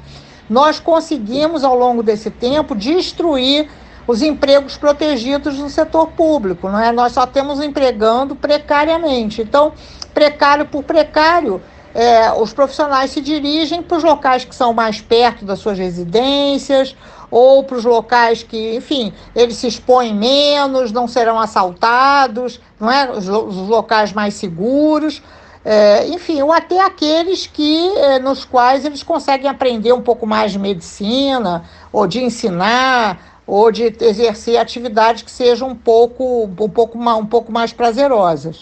Para encerrar, Lígia, como é que você tem visto a atuação do novo ministro da Saúde, o Nelson Teich, que assumiu no lugar do Luiz Henrique Mandetta? Ele chegou com um discurso alinhado ao do presidente Bolsonaro de flexibilização do isolamento social, mas já percebeu que não é bem assim. Você acha que ele já corre riscos de demissão por passar a defender o afastamento? O Nelson Teich é um profissional qualificado, né? Um oncologista, uma pessoa estudiosa que ele tem no seu currículo vários cursos, etc. Então não é um problema de fulanizar, né? De jeito nenhum, mas é um ministro que tem um discurso extremamente confuso, ninguém entende nada do que ele fala, ele não consegue se pronunciar objetivamente em relação à pandemia, assumiu um cargo num momento extremamente dramático do país e parece, eu acho que não demonstrar emoção em relação a esse drama que o país está vivendo, né? Nós somos um país de luto e temos um ministro que, nesse momento, se pronuncia vagamente. Veja, então, é uma sintonia muito grande entre esse discurso muito abstrato, não é? Muito pouco tangível, e as mortes, os caixões, não é? A tristeza que nós estamos, não é? A tristeza que hoje cada brasileiro e cada brasileira tem, porque já perdeu um amigo, um parente, ou um tio, sabe de um amigo que perdeu o amigo. Então, eu penso que o ministro Nelson Teich é um ministro que eu não sinto muito essa mudança do comportamento dele. Eu acho que ele é um ministro que ele entrou para tirar o protagonismo do Ministério da Saúde, né? O Ministério da Saúde sumiu e voltou o presidente da República, aquela sua domingueira macabra, né? Todo domingo ele faz esse pacto de morte, né? A cada domingo ele renova o pacto de morte sozinho, sem mais uma contraposição técnica que estava sendo exercida pelo Ministério da Saúde anterior. Lígia Bahia, muito obrigado por conversar conosco aqui no programa. Eu te desejo um bom dia de trabalho e deixo o meu abraço. Obrigada, eu é que agradeço muito a oportunidade de participar, sempre aprendo muito aqui. Essa é uma tribuna livre, não é? É uma oportunidade muito grande da gente expressar esse conhecimento, esse conjunto de reflexões, e continuo à disposição. Conversamos aqui com Lígia Bahia, ela é médica e professora da Universidade Federal do Rio de Janeiro. Vamos agora a mais um intervalo, voltaremos daqui a pouquinho. Fique em casa e defenda a educação, a saúde pública e a pesquisa brasileira. Seja solidário. A vida vale mais que os lucros. Uma campanha do Andes, Sindicato Nacional dos Docentes das Instituições de Ensino Superior. Voltamos a apresentar Faixa Livre. Estamos de volta, ouvintes, e agora eu cumprimento o economista e presidente da Associação de Funcionários do BNDES, a FBNDES, Arthur Koblitz. Arthur Koblitz, bom dia. Bom dia, Anderson e ouvintes do Faixa Livre. Um prazer estar falando com você. Muito obrigado, Arthur, por mais uma vez conversar conosco aqui no Faixa Livre. Arthur, essa necessidade de isolamento social provocada pela pandemia do novo coronavírus tem exigido intervenções firmes do Estado em diferentes países para evitar que as populações sofram ainda mais além do que já está colocado pelo risco à saúde. Boa parte das pessoas está impedida de trabalhar e sem renda, o que põe em risco a sua própria subsistência. No Brasil, o governo Bolsonaro tem tomado medidas muito tímidas para conter a perda de renda das famílias. Esse auxílio emergencial de já insuficientes R$ 600 não sai para a maioria das pessoas e, para piorar, tem produzido aglomerações em frente a agências da Caixa. Por outro lado, a gestão federal permite que empresas suspendam contratos de trabalho e reduzam salários.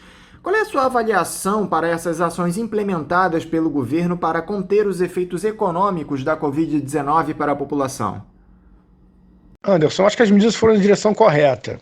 Acho que é questionável a tempestividade delas, se elas não demoraram. Acho que claramente o governo demorou, a equipe econômica demorou a entender a gravidade da crise.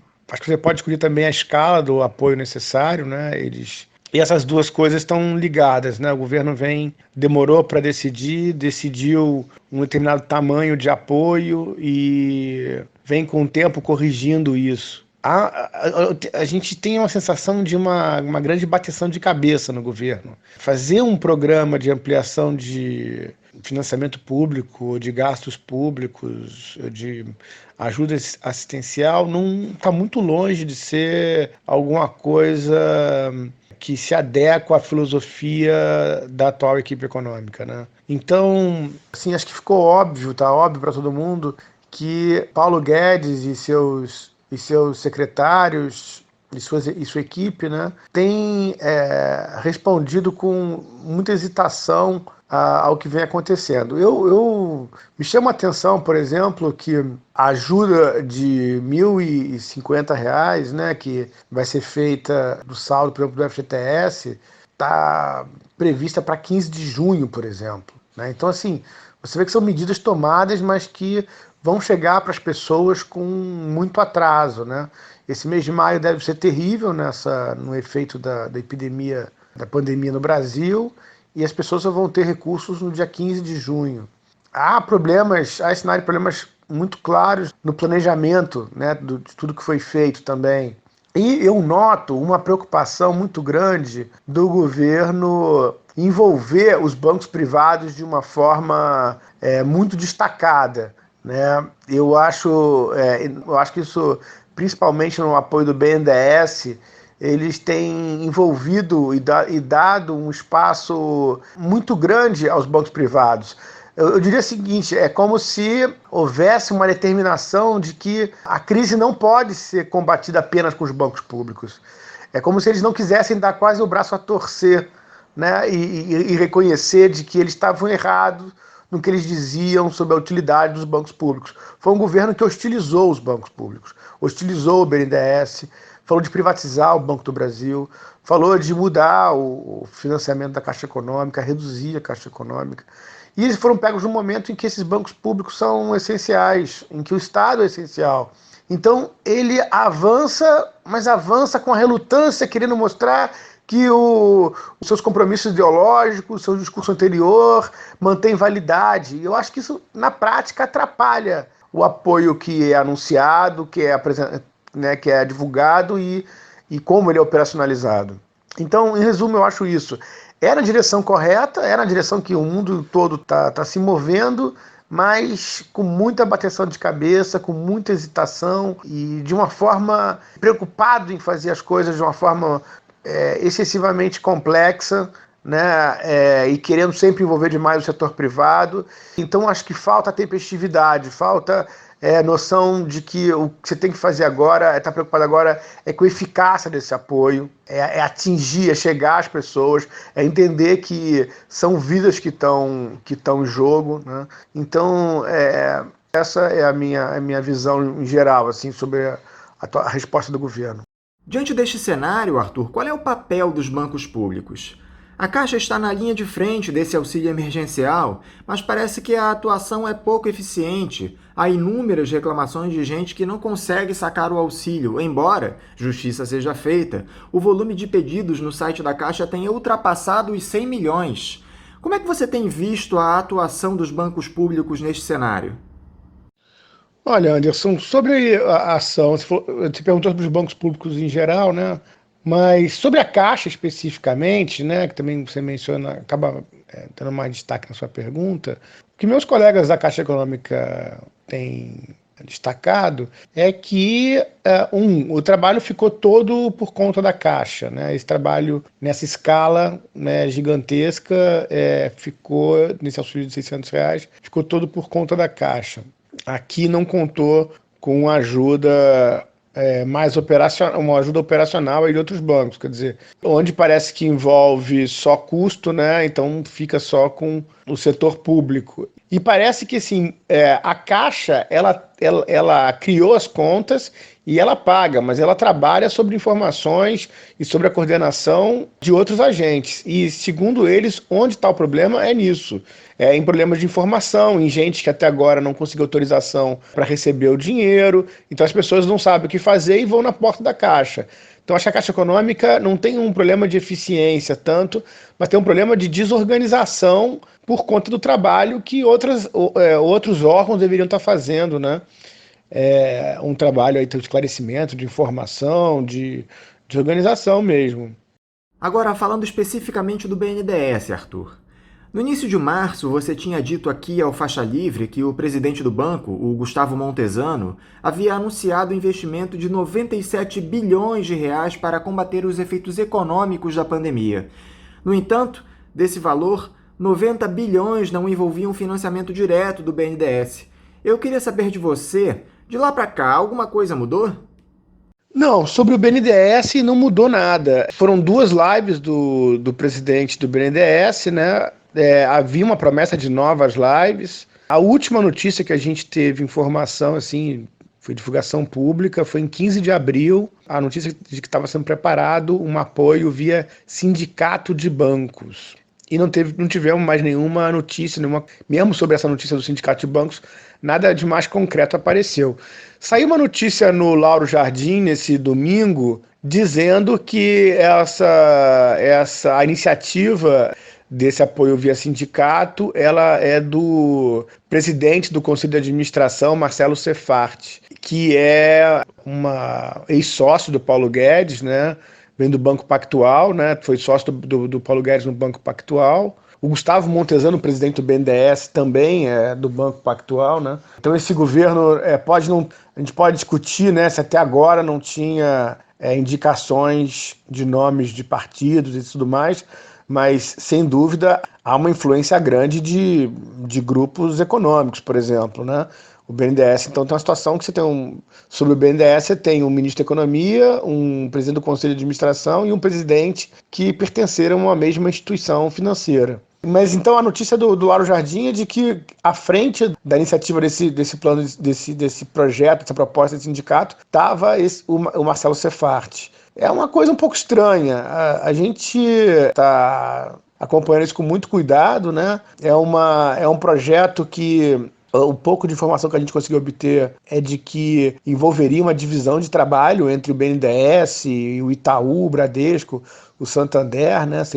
Seriam delegados, setores para cada um desses bancos ficarem responsáveis e estarem coordenando, né? Bom, é complicado ainda se pronunciar sobre um negócio que a gente não tem ainda certeza, nada oficial foi confirmado, mas nós tememos aí que seja mais uma ação de cartel do que de sindicato, exatamente de banco. Sobre os 97 bi anunciados, foi o que eu falei na conversa anterior, né? Isso sim é oficial, e o que a gente tem, na verdade, são 5 bi de uma linha para micro e pequena empresa, uma linha que já existia, né? Na verdade, esses 5 bi, eles não é uma alocação exatamente de recursos. O que aconteceu foi que você deu acesso para empresas médias maiores, você deu acesso para elas a uma linha que já existia. E efetivamente isso está dando resultado em termos de desembolso, né? Essas empresas médias maiores têm mais facilidade de adquirir financiamento junto aos bancos, né? E toda essa linha desses 5 bi é apoio indireto do BNDES, são recursos do BNDES que chegam às empresas via bancos comerciais, bancos privados. Então está havendo um desembolso grande para empresas médias maiores. E os outros 2 bi são para a linha fundamental da saúde, né, que está tendo aí um efeito muito importante. O restante dos 90 bi, são 20 bi que repassaram do recurso que eram do banco, foi repassado para o FGTS. A gente tem 30 bi que são prorrogações, né, eles se chamam de standstill, uma interrupção no pagamento do financiamento das empresas ao BNDES, é uma medida numa escala razoável, mas é uma medida de quase autodefesa, né? Você quer organizar uma eventual inadimplência, as empresas estão sem condições de pagar, então você está meio que negociando, aceitando que elas possam, durante alguns meses, ficar sem pagar seus compromissos financeiros com o BNDES. Então, mas não envolve esse recurso, que é recurso novo na economia. O dinheiro que as empresas não estão pagando agora, nós vamos ter que pagar quando passar esse período, esse intervalo, esses meses em que elas estão desobrigadas de pagar.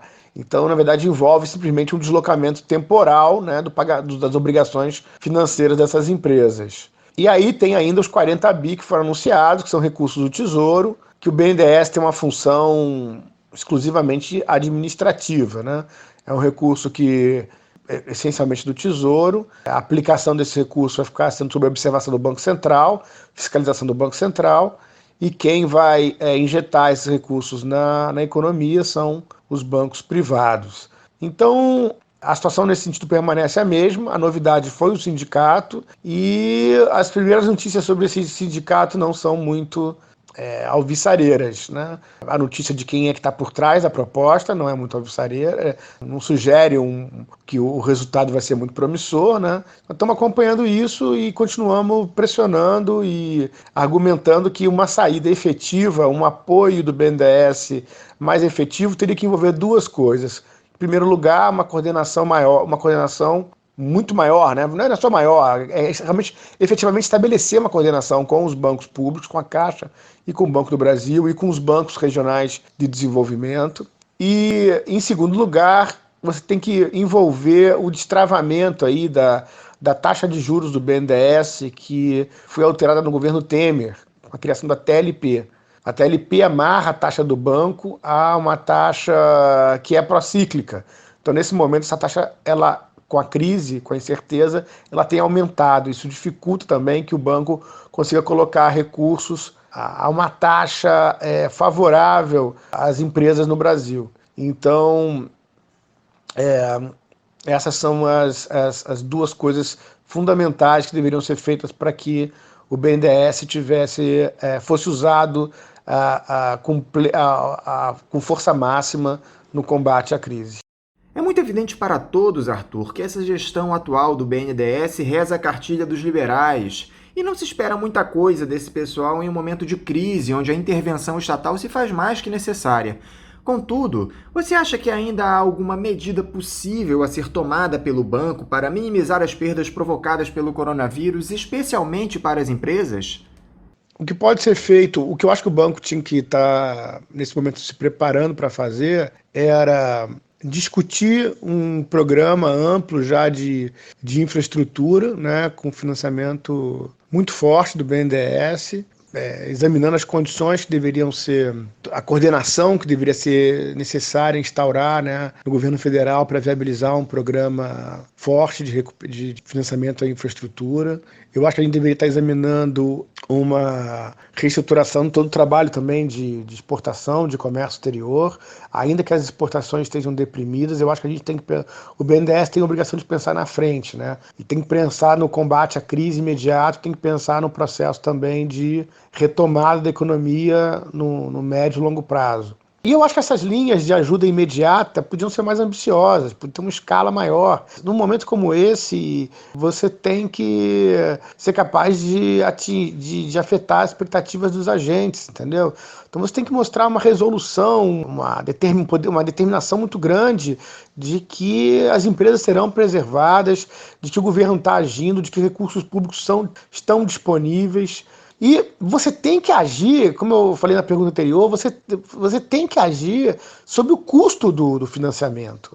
Quando você, com o BNDES, amarrou quase todo o pequeno apoio em termos de financiamento efetivo ao filtro dos bancos privados, você está condenando os recursos que são aportados, você está condenando que eles cheguem aos empresários a uma taxa muito alta, porque eles têm que estar lá embutido à margem de risco dos bancos. Então, assim, o momento agora não era para isso, o momento agora era para esse dinheiro chegar com taxas módicas, né? Você tem que estimular, você não pode agora enforcar as pessoas, fazer com que elas desesperadas peguem dinheiro a qualquer custo. Então, essa recomendação que está circulando em papers, o papel dos bancos de desenvolvimento é esse, né? Tinha que ter uma ação muito forte sobre o custo do financiamento. Isso não está sendo feito. E para fazer isso, nós temos que fazer uma revisão que depende do Congresso. Tem duas emendas aí, três emendas circulando em cima de duas medidas provisórias que sugerem a revisão da TLP, essa taxa de longo prazo do BNDES. São emendas que visam dar maior flexibilidade para o governo federal e estipular a taxa do banco e permitir uma ação realmente contracíclica do BNDES. E acho que essa revisão pode ser importante também para o processo de financiamento de infraestrutura, para a retomada da economia na frente. Essas têm sido as ações que nós temos enfatizado. Talvez na questão das renegociações, do que se chamou de standstill, né, dessa suspensão dos pagamentos, talvez o mais adequado não fosse não uma suspensão de pagamentos, mas um refinanciamento, uma readequação dos prazos de pagamento, né, dos financiamentos que já estavam feitos com o BNDES. Então, assim, na nossa opinião, o que era necessário era uma ação determinada, simbólica e efetiva do governo federal, falando para o setor privado de que há um amparo, há uma prioridade em segurar a economia, em que nós entendemos que isso é uma crise ligada a um fator exógeno, que isso não é uma questão de problemas específicos dessas empresas. Eu acho que essa segurança o governo tinha que ser capaz de transmitir. E nesse sentido, a escala da ação é muito importante. Não basta estar na direção correta, você tem que estar à altura do desafio, na ousadia do seu apoio, na escala desse apoio. E eu acho que isso não ocorre. Então a mensagem para os empresários é que cada um que se vire, né? Cada um que dê o seu jeito. E a tendência de todo mundo nesse momento é procurar o que tem mais segurança, né? O que tem mais... O resultado disso não deve ser bom. Temos também, Arthur, essa história do auxílio para estados e municípios que não termina. A Câmara aprovou o texto base dessa ajuda emergencial que veio do Senado por conta da urgência dos entes federados, apesar de não concordar com uma série de medidas impostas. Houve alterações em alguns destaques, como na distribuição de parte dos 125 bilhões entre verbas diretas e suspensão do pagamento de dívidas. Eu gostaria que você fizesse uma avaliação dessa ajuda a estados e municípios. E parece que o volume de recursos destinado fica muito aquém das necessidades, não é? Olha, o auxílio para os estados e municípios, para mim, eu não tenho muito o que comentar sobre isso, Anderson. Eu só acho que duas coisas. Primeiro, não é momento agora de exigir contrapartida em termos de privatização e coisa desse tipo, né? E é esse governo aproveitando a situação para impor sua agenda, né? Chantageando estados e municípios. Eu acho que esse não era o momento. Eu acho que nós poderíamos fazer um uso grande do BNDES nesse apoio, mas aí sim eu acho que aprendendo com alguns erros do apoio aos estados e municípios que aconteceu no período dos governos petistas. Eu acho que nós devíamos concentrar o apoio do BNDES em investimentos municipais e estatais. Eu acho que o BNDES poderia ser envolvido, o BNDES adquiriu uma expertise, houve um aprendizado, houve...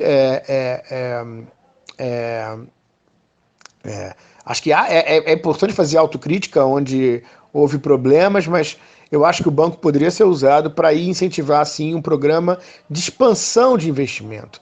E o governo trabalha o quê? Para forçar que estados e municípios coloquem seus ativos à venda, né? Que se comprometam a vender seus ativos.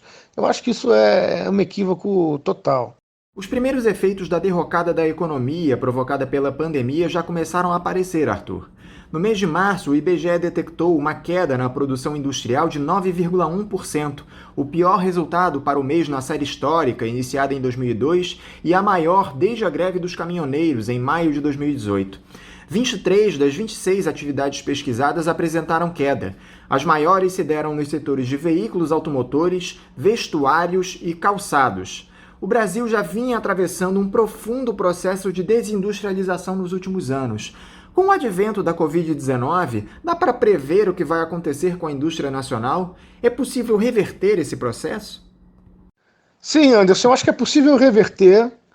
Eu acho que essa crise pode, por mais terrível que ela seja, eu acho que se ela der fim a algumas ilusões que nós viemos alimentando esses anos todos, de que o setor público no Brasil é inchado e que nós temos que buscar um Estado mínimo, eu acho que se a gente abandonar todas essas ilusões, se a gente entender que é da natureza do capitalismo moderno uma atuação poderosa dos Estados junto ao setor privado, essa crise, a gente estaria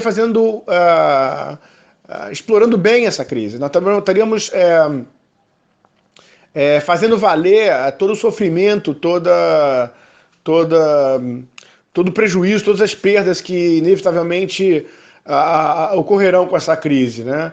Então eu acho que seria uma forma da gente caminhar em outra direção. Eu acho que se isso for feito, nada impede que o Brasil recupere a sua indústria. A gente precisa, sim, de muito planejamento, de muita estratégia, a gente precisa... mas isso tem que ser feito de uma forma muito determinada e abandonando todas as ilusões ultraliberais que têm sido alimentadas e divulgadas na opinião pública brasileira. Mudando de assunto, Arthur, o ministro da Economia, o Paulo Guedes, que andava afastado do governo, chegou-se até a cogitar a sua saída do cargo, reapareceu na última semana em uma longa entrevista coletiva, onde ele minimizou a importância do Estado para impulsionar investimentos, em uma crítica direta àquele plano pró-Brasil anunciado pelo Braga Neto. Disse que não há dinheiro em caixa para aplicar em obras públicas e evocou, como era de se esperar, os recursos da iniciativa privada para que o país volte a crescer. Ele não foi picado por essa mosca do keynesianismo de ocasião que atingiu uma série de economistas neoliberais mundo afora, Arthur? Pois é, o primeiro reconhecimento, né, do fim das ilusões, essas ilusões liberais, deveria ser o afastamento do Paulo Guedes. Não tem a menor condição do Paulo Guedes ficar à frente da economia, nem agora no combate à crise, muito menos na recuperação. Acho que, enfim, o seu Paulo Guedes é explícito sobre quais são os seus compromissos, sua visão de economia. Não poderia ter uma pessoa, não poderia ter um ministro da economia menos adequado do que ele. E eu espero que a realidade se imponha, e mesmo num governo como esse que a gente está enfrentando, né? Que a gente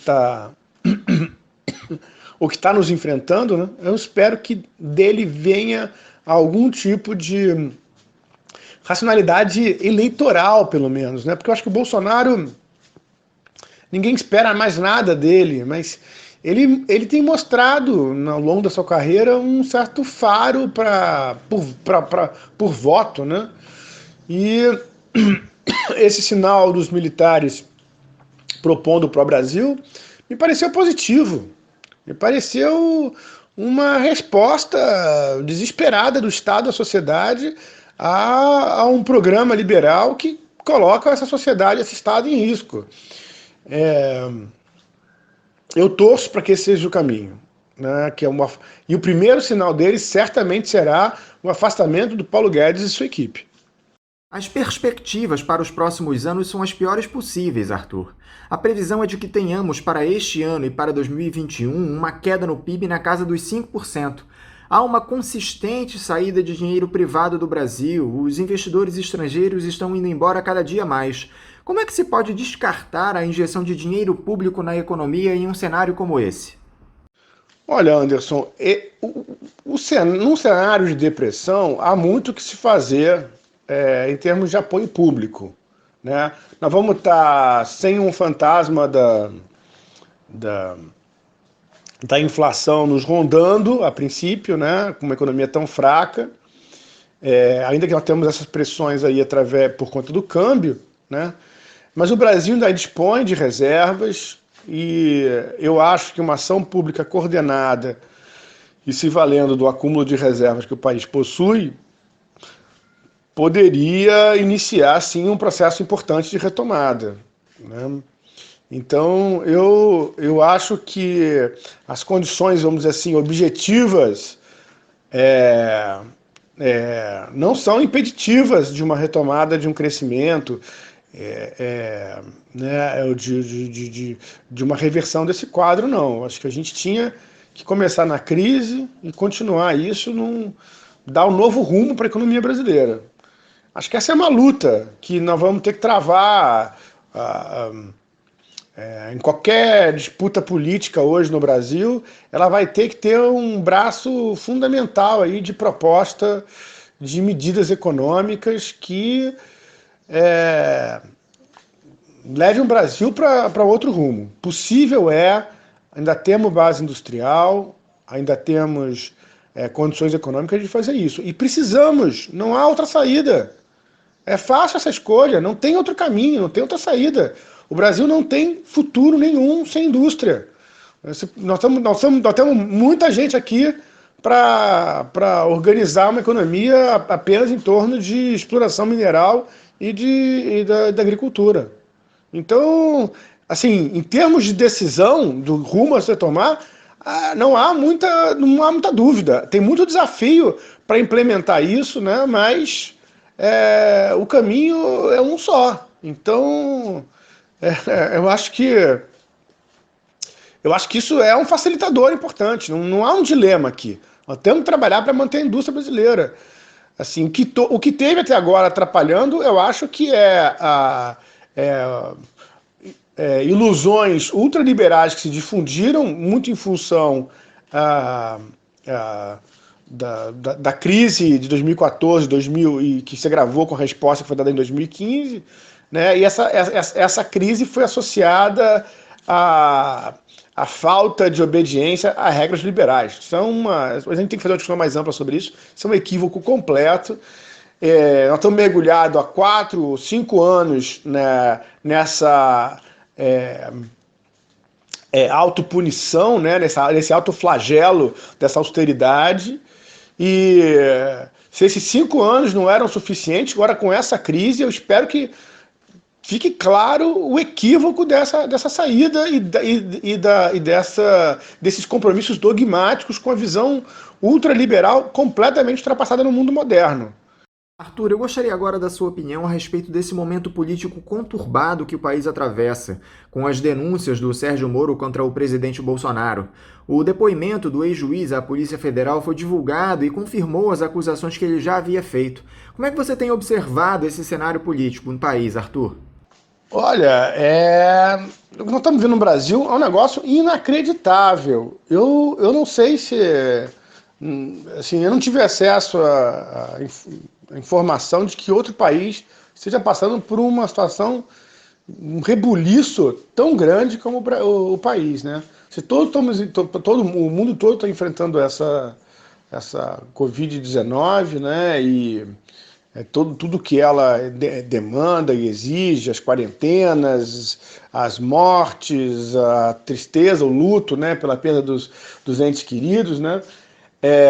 Agora, aqui se trava uma luta contra o presidente da República, né, que resolve se meter em medidas sanitárias, né, um homem completamente ignorante. Eu sou dos adeptos da visão de que o Bolsonaro é, acima de tudo, um homem profundamente ignorante, né? Eu não acho que ele é guiado por grandes estratégias, né?